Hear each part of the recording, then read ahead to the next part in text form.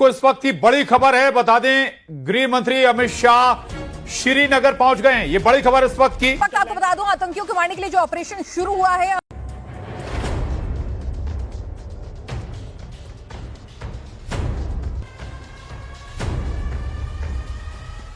और अपडेट पूरा देंगे वो मैं लौटूंगा आपके साथ, हमारे साथ मेहमान बने हुए। लेकिन इस वक्त की जो सबसे बड़ी खबर, मकबूजा जम्मू कश्मीर के सयाहती इलाके पहलगाम में फायरिंग। भारतीय मीडिया के मुताबिक 20 सयाह हलाक और मुतादिद जख्मी हो गए। हिंदुस्तानी मीडिया का हस्बे रवायत मन घड़त और झूठा प्रोपेगेंडा। रॉ से जुड़े सोशल मीडिया अकाउंट से हमले के फौरी बाद पाकिस्तान के खिलाफ जहर उगलना शुरू कर दिया। प्रधानमंत्री नरेंद्र मोदी सऊदी अरब में है और उन्होंने तुरंत गृह मंत्री अमित शाह से कहा कि वो तुरंत पहुंचे, घाटी पहुंचे, श्रीनगर पहुंचे। और गृह मंत्री अमित शाह इस वक्त श्रीनगर पहुंच चुके हैं। हम कह सकते हैं कि ठीक एक साल पहले 5 अगस्त की तारीख थी और पिछले साल भारत ने जो एक बहुत ही इंतहाई गैर मुनासिब इकदाम उठाया था, उसको मुंह तोड़ जवाब दिया आज पाकिस्तान ने। बल्कि मैं कहूंगी करारा जवाब, बेहतरीन जवाब और बहुत ही अच्छी हिकमत अमली का मुजाहरा करते हुए पाकिस्तान की जानिब से यह जवाब दिया गया ठीक एक साल के बाद भारत को। इस बात जम्मू कश्मीर में इस समय सेना पूरी तरीके से अलर्ट पर है। पहलगाम का चप्पा चप्पा इस समय भारतीय सुरक्षा बलों की निगरानी में है। आसमान से लेकर जमीन तक हर एक इलाके पर फोर्स की नजर है। जम्मू कश्मीर के पहलगाम के बेसरन में आतंकी हमले के बाद सेना का ऑपरेशन शुरू हो चुका है। एक एक आतंकी को ढूंढकर मारने के लिए सेना अभियान चला रही है। हेलीकॉप्टर से निगरानी की जा रही है। जमीन पर एक एक गाड़ी की चेकिंग हो रही है। हर एक से पूछताछ हो रही है। जालिम भारतीय फौज ने मकबूजा कश्मीर में कश्मीर मीडिया सर्विस के मुताबिक बुज़दिल फौज ने पुलवामा में नाम निहाद ऑपरेशन शुरू कर रखा है, जहां जिले के तमाम दाखिली और खारजी रास्तों को सील कर दिया गया है। घर घर तलाशी ली जा रही है। मोबाइल फोन और इंटरनेट सर्विस भी बंद कर दी गई है। कोई दिफा हो सकता है, महज़िब दुनिया ये सोच रही है और भारत धमकियां दे रहा है। बहुत बहुत मुबारकबाद, जश्न आज़ादी की बहुत बहुत मुबारकबाद। और वो दिन दूर नहीं जब कश्मीरी भी जश्न आज़ादी भरपूर तरीके से मना रहे होंगे। तो मोदी अब तैयार हो जाओ, कुएं खुदवा लो, बंकर बनवा लो, सारा का सारा दिल्ली जंगल बना लो कि तुम छुप सको उसके पीछे। भारतीय भगोड़ा, नालायक, नाअहल, निकम्मी, बेवकूफ, डरपोक, कांपती हापती फौज को छुपने की कोई जगह मिल सके, तुम तैयारी कर लो। हम किसी को नहीं बताएंगे। तुम्हारी नस्लें पूछेंगी कि हिंदुस्तान के टुकड़े टुकड़े किए किसने। तुम परेशान ना होना, हम उन्हें बताएंगे कि बेटा खान आया था, अब तैयार हो जाओ। हिटलर की बाकियात ललकार दिया है।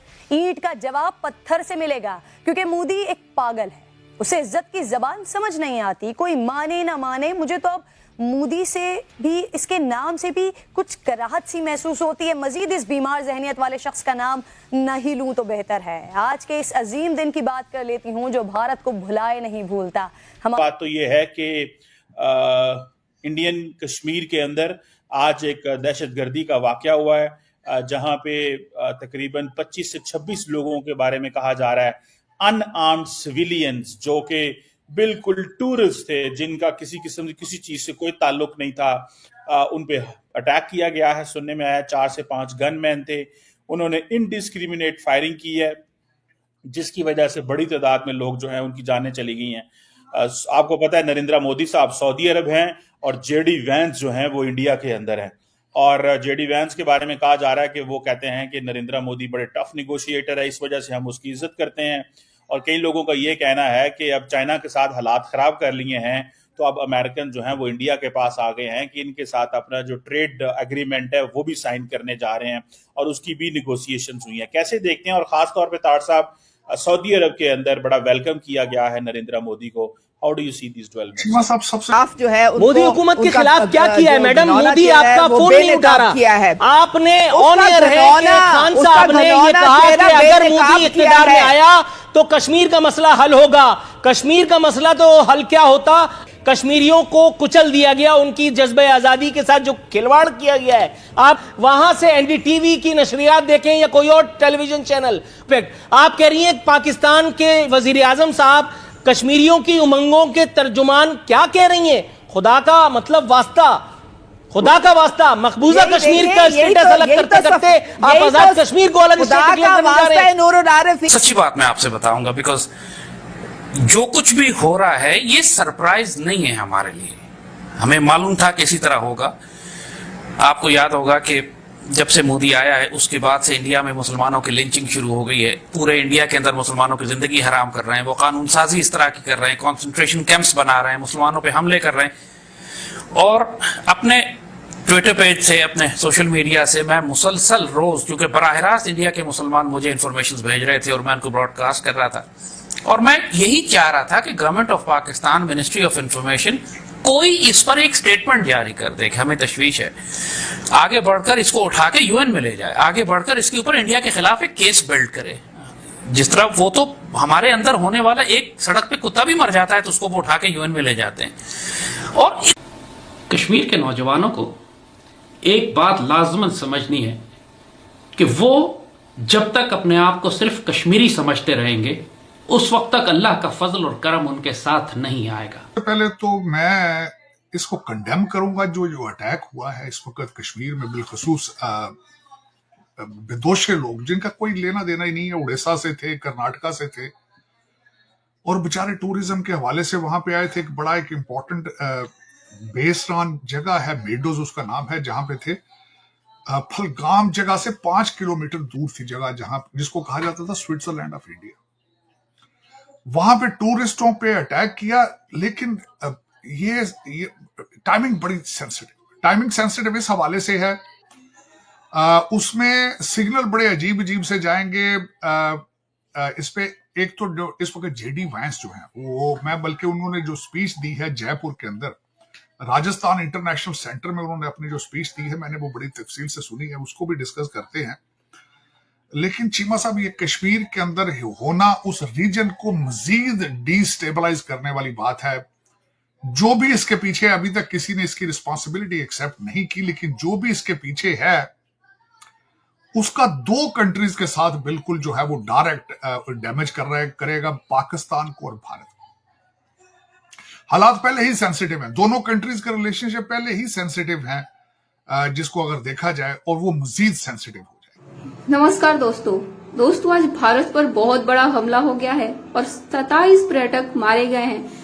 ये हमारे लिए बहुत ही ज्यादा दुख की बात है। लेकिन दोस्तों, हमारा पड़ोसी पाकिस्तान इस पर बहुत ही ज्यादा खुशियां मना रहा है और ऊपर से एलिगेशन भारत पर ही लगा रहा है।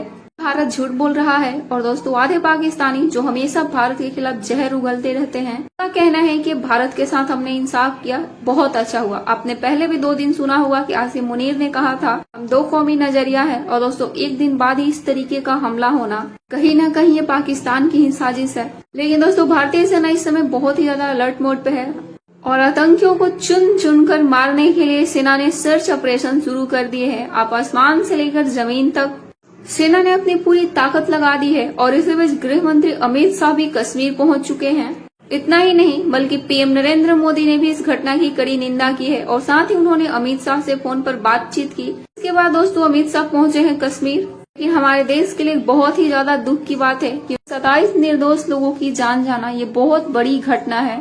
इस पर दोस्तों भारत को सख्त से सख्त एक्शन लेना चाहिए और आतंकियों को चुन चुन कर मारना चाहिए, चाहे उसके लिए पाकिस्तान में ही क्यों ना घुसना पड़े, क्योंकि अब बहुत हो गया इन पाकिस्तानियों का। दोस्तों आए दिन लोग भारत में ऐसी हरकत करते रहते हैं और ऐसे समय में जब पीएम मोदी कतर के दौरे पर है और एक तरफ जेडी वैंस भारत में मौजूद है। दोस्तों आपको क्या लगता है, आप कमेंट कर बताएं। वीडियो अच्छी लगे तो वीडियो को लाइक और शेयर कीजिए और चैनल को भी सब्सक्राइब कीजिए।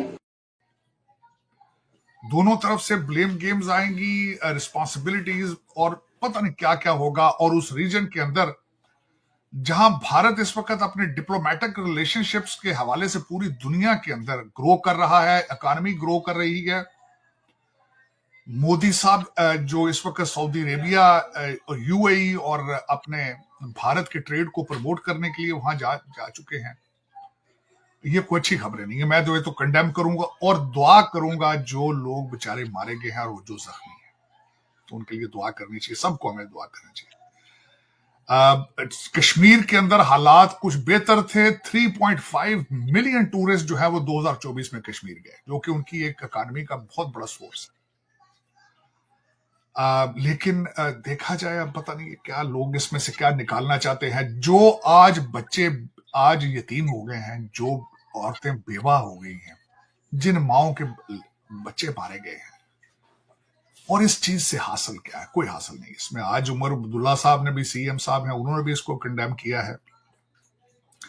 मीर वाइस उबर फारूक है, उन्होंने भी इस चीज को कंडेम किया है। मैं बड़ी सख्त तरीके से इसको कंडेम करता हूं और मैं रिक्वेस्ट करना चाहूंगा देखने वालों को कि प्लीज इसको लोगों के लिए दुआ की जाए ताकि जो उनके लवाहिकीन है उनको सब्र हो और जो जख्मी है वो जल्द से जल्द सेहतयाब हो सके। जेडी वैंस साहब ने अपना